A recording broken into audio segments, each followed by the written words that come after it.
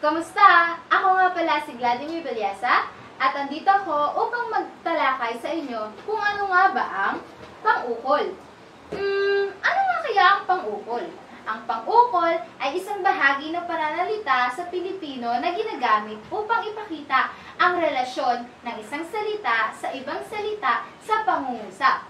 Ito ay karaniwang tumutukoy sa mga salitang nagpapahayag ng relasyon katulad ng sa, ng nang, ng para sa, kay, at ng, ayon sa, at iba pa.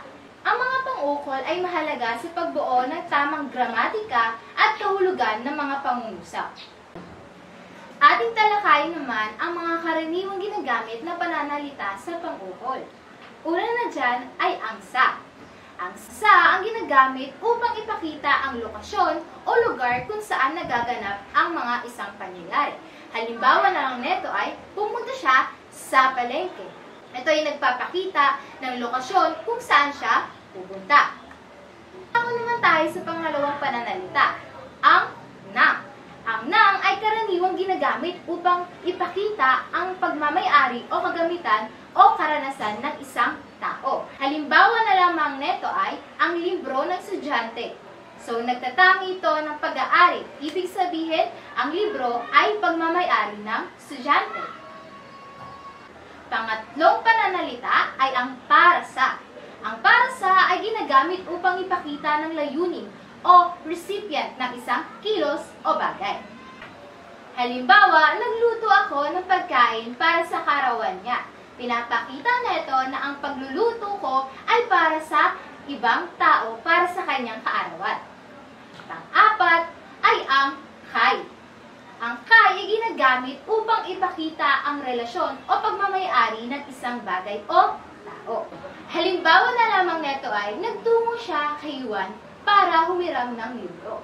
Ang layunin ng pagpunta ay upang humiram ng libro kay Juan. Ngayon naman ay dumako tayo sa ating pagsusugit dahil ay paliwanag ko na sa inyo at may alam na kayo kung paano gamitin ng tama ang mga pananalita sa pang-ukol. Unang tanong, ano ang pang-ukol sa pangungusap ng bumili siya ng blank pamasko para sa kanyang kapatid? A. Ng, B. Para sa, C. Kay, at ang letter D, sa. Meron kayong 10 segundo upang sagutin ito.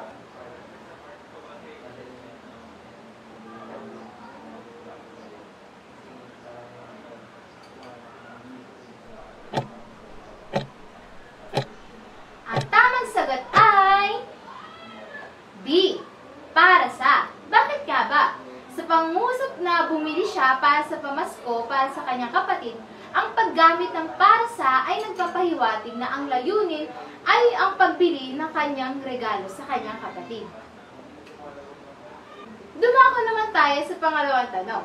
Ang pangalawang tanong ay, ano ang tamang pang-ukol sa pangungusap na ito? Naglaro siya, blank, mga kaibigan, sa park. Letter A, ng, letter B, para sa, letter C, kay, at ang huli ay letter D, sa. Binibigyan ko kayo ng 10 segundo upang sagutin ang tanong na ito.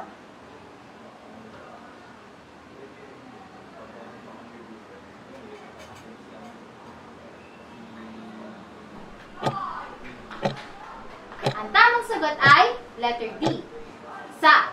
Ibig sabihin, sa pangungusap na ito na naglaro siya ng mga kaibigan niya sa park, ang paggamit ng sa ay nagpapahiwatig ng paglalaro ay naganap sa loob ng park. Dumako naman tayo. Ang sunod na tanong ay, kanino bibigay ni Rosa ang bulaklak? Letter A, ng, letter B, para sa, letter C, kay, letter D, sa. Binibigyan ko kayo ng 10 segundo upang mag-isip sa katanungan na ito.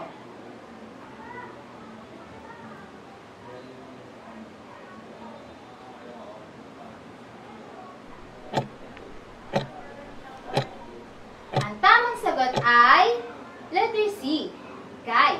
Sa pangungusap na kanino binigay ni Rosa ang bulaklak at ang sagot ay kay. Ito ay nagpapaliwanag na si Rosa ay nagbibigay ng bulaklak sa taong tinutukoy. Ang kay ay nag-uugnay sa dalawang bagay, si Rosa at ang tao. Tinatanggap ang bulaklak. Sunod na katanungan. Anong binili ni Mario, blank, kanyang ina sa palengke? Ito ang mga pagpipilian. Una na dyan ang nang, B, para sa, C, kay, at ang huli ay D, sa. Binibigyan ko kayo ng 10 segundo upang sagutan ang katanungan na ito.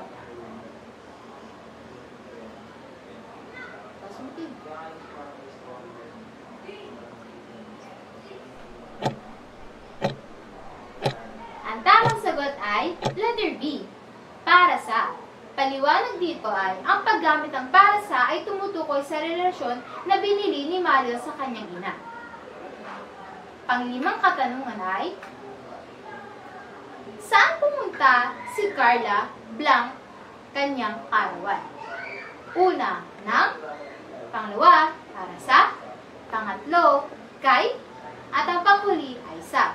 Binibigyan ko ulit kayo ng 10 segundo upang sagutin ang katanungan na ito. Taas mo ko.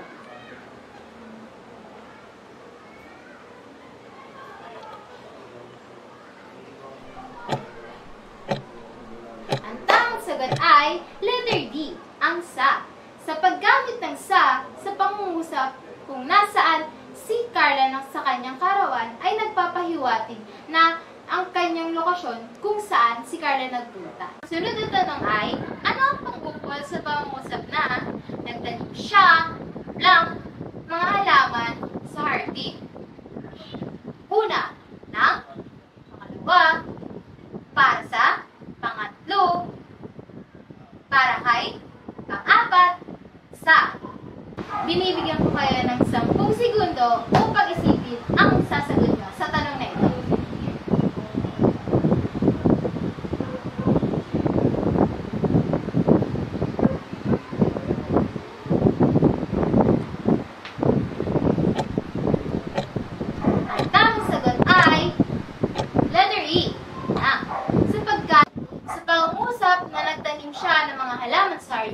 Ang pang-ukol na nang ay ginagamit upang ipakita ang bagay na isinasagawa o ginagamit sa pangungusap. Ang sunod na katanungan naman ay, ano ang binigay ni Maya, blank, kaniyang kaibigan para sa Pasko?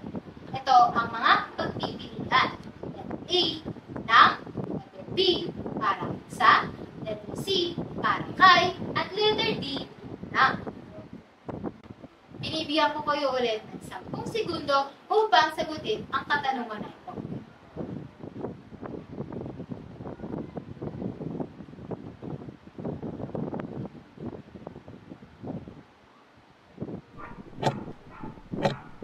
Ang tamang sagot ay letter B, para sa. Sa pangungusap na anong binigay ni Maria, sa pangungusap na ano ang binigay ni Maya para sa kanyang kaibigan para sa Pasko, ang pang-ukol ay para sa, ay nagpapakita ng layunin ng ginawang kilos na kung saan ang kaibigan ni Maya. Sunod na katanungan ay, saan nagsimula ang field trip ng mga mag-aaral? Una, nang, pangalawa, para sa, pangatlo, para kay, pang-apat, sa. Binibigyan ko kayo ng 5 segundo upang sagutin ang katanungan na ito.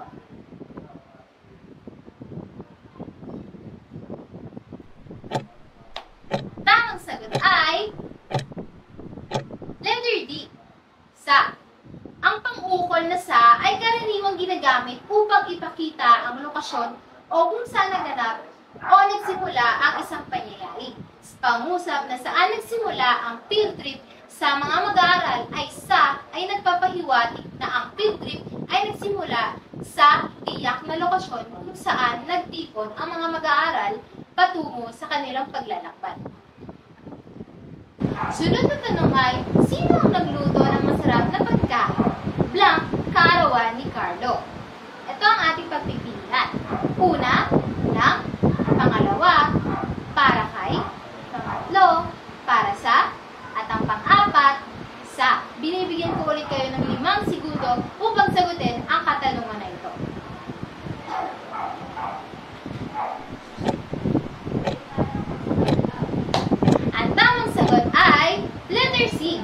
para sa. Bakit nga ba? Ang pang-ukol na para sa ay ginagamit upang ipakita ang layunin ng ginagawang kilos. Diyan nagtatapos ang ating pagsusuri. Nawa ay meron kayong natutunan at nadagdag na kaalaman kung paano gagamitin ang mga tamang pananalita sa pang-ukol. Ngayon, dumako naman tayo sa kasunod na uri ng pananalita.